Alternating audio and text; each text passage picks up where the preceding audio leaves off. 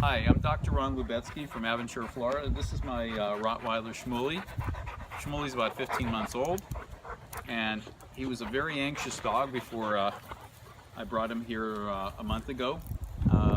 He's had other training, of course, but nothing seemed to stick with him. He wasn't focused. He jumped on people. He was all over the place, didn't follow commands. And now after a month of being here with Shy, he is a well-behaved dog. He follows commands, does everything that he's asked to do. He's great at the stay. That's something I never expected to see, the stay command. I could just walk around him for a minute and he won't even get up. So this is something that we're going to continue to work on, but he's definitely 200% better than he was before a month ago.